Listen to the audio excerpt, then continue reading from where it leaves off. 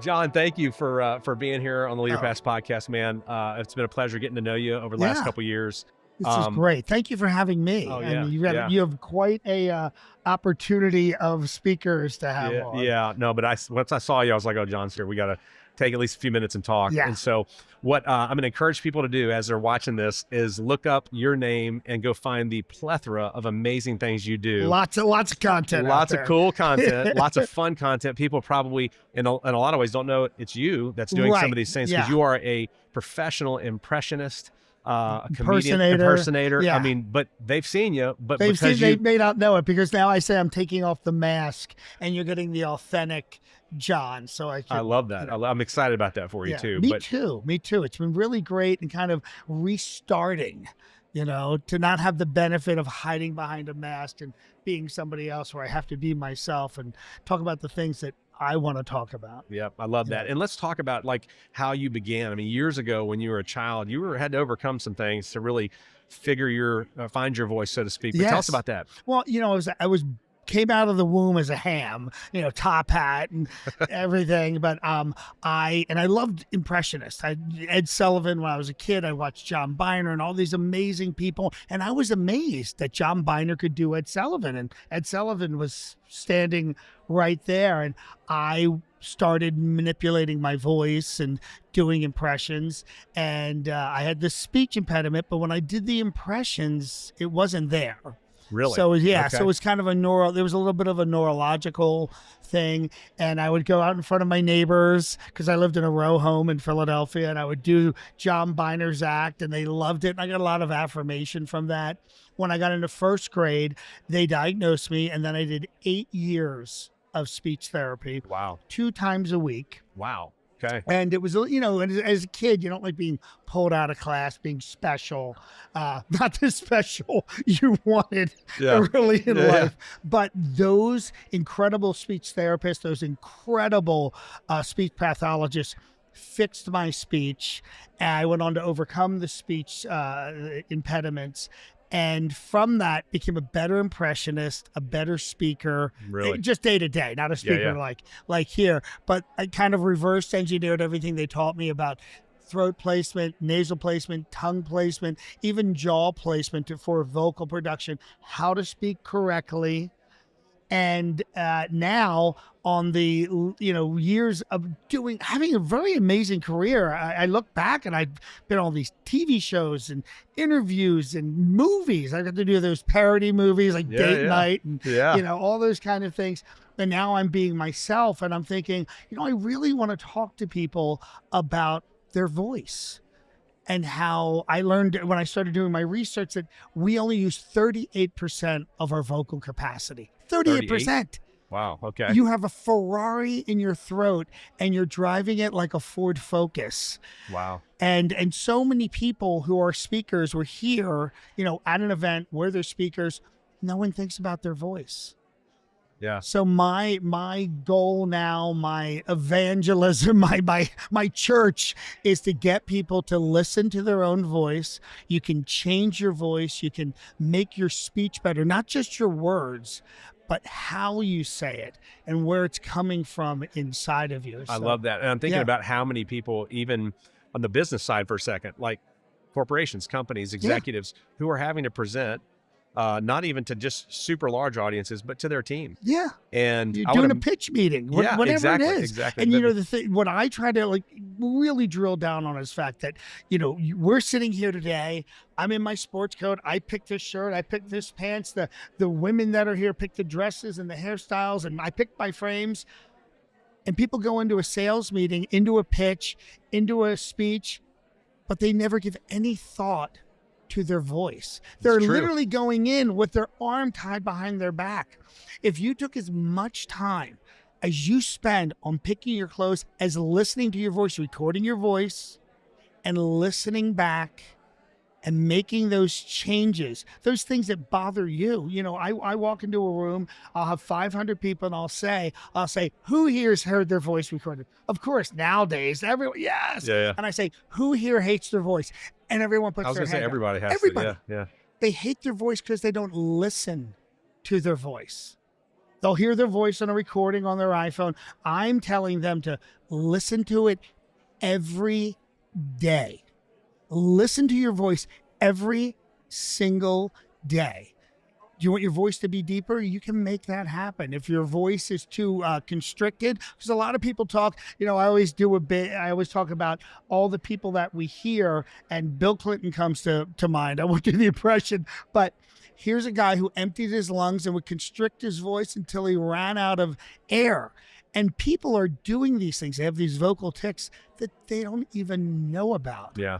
Yeah. And this goes all the way down to a personal relationship. You have friends, I have friends, we love their voice. We love their voice, and we connect to them through their voice. Just the way they speak, the warmth, the resonance, the clarity. I had a guy sitting here yesterday who is a speaker and a well-known book speaker. And the first thing he did when he sat down, he says, will you make sure that I don't start talking too high? It's literally what he said yesterday. And so I said, he's what do you aware. mean? I said, what do you mean? He goes, well, sometimes when I get excited, my voice gets higher and it gets higher and higher. And he says, and I'm just excited. But he says, I just want to make sure that so we kept a nice even pace during the conversation, but he was aware of it. I bet you he doesn't know how to fix it. And what I love about what you're saying is there's a way to adjust it, I guess is where you're going. Oh yeah, absolutely. It's as simple as breath work. Taking in a breath. I mean, that is like the simplest thing, like filling your lungs, not like right. Which you'll see some speakers do. You'll see them take the breath in, but take that breath in, because what helps you, and this is vocal health too, because people lose their voice all the time because they're speaking from their throat as opposed to letting the air do the work. That everything we hear about in people who are successful and people who are moving ahead, it's let other things do the work for you. Okay, the leverage. Let your oxygen intake, delegate your speech to your breath, as opposed to trying to speak from your throat. You'll hear people straining all the time when they speak, and you'll see people on stage, you'll see that vein. Oh yeah, for sure. And that is because they are speaking from their throat. It's so cool, that. Yeah. It's an amazing. I think about maybe voice actors, or I think about musicians, and I've heard them talk about voice coach and breathing, but presenters, just people who are having to present every single day. Right. I love that you can do something about it. So you're going to be helping people understand how to do that. Yes, how the to value of hearing your voice, making them understand that, like, the way the human head is built, and we can't hear our own voice, because we drive ourselves crazy. Right. So, but as soon as I tell people, to listen to your voice, they're like, you can see them like make that switch, because there's voluntary speech, right, and involuntary speech. We're essentially doing that right now, but I'm thinking about it. But it's those everyday conversations. You're on autopilot. Yeah. You're on autopilot. Yeah. But if you're not an impressionist or not a singer, people always say, well, when do I do that? When you talk to a baby. Yeah. When you talk to a child, you are changing the way you speak. You're switching. Look at that little bit. Look at you. Look at you. Or you talk to a child, you're trying to explain something to them. Well, what's happening here is you're making that change. So you're doing it on a very lower, on a kind of a smaller level. But if you're able to be aware of that, you can make big changes, how impactful your voice is, and get beyond being able to hear yourself. And I say, like, wear your iPods for a day. Don't play any music, but listen to yourself, because that helps you hear yourself. Record yourself, your voice. Record, if you are a presenter, record yourself. And people do this anyway, but they're looking at, oh God, my stomach's out. Listen to your voice. Fascinating. And it is game changing in so many areas of your life. And I keep going back to the way you look.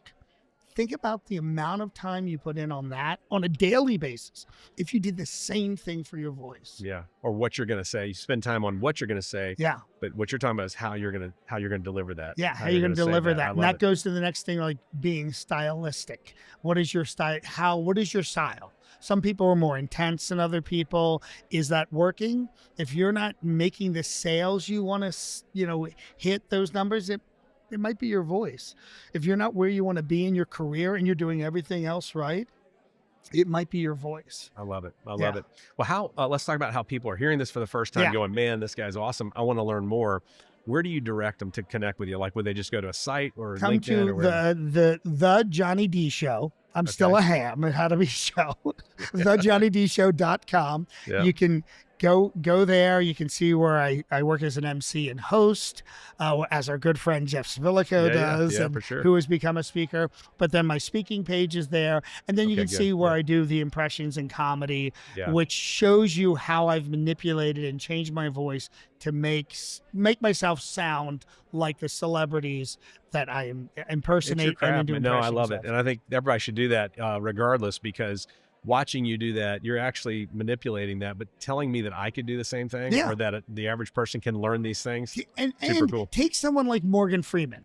Everyone loved Morgan Freeman's voice. He's one of the most, even in his 80s, he's still one of the most in-demand voice actors because his voice is iconic. But go back to his early roles. Go back to the Electric Company. Go back to some of his earlier films. He didn't sound like that. He didn't? Okay. He has consciously slowed down. He's lowered his voice by a full octave. And what has it done for him? It's like Morgan Freeman. Yeah. People know that voice. And there's some other people in the voice over industry, and there's some other actors who've taken the time to change the way they sound. I love it. I love it. Well, I encourage everybody to go research that, dig into what you're teaching, what you're doing first, watch you do it. Yeah. And then as you begin to offer opportunities for people to have access to this knowledge, man, I encourage them to engage.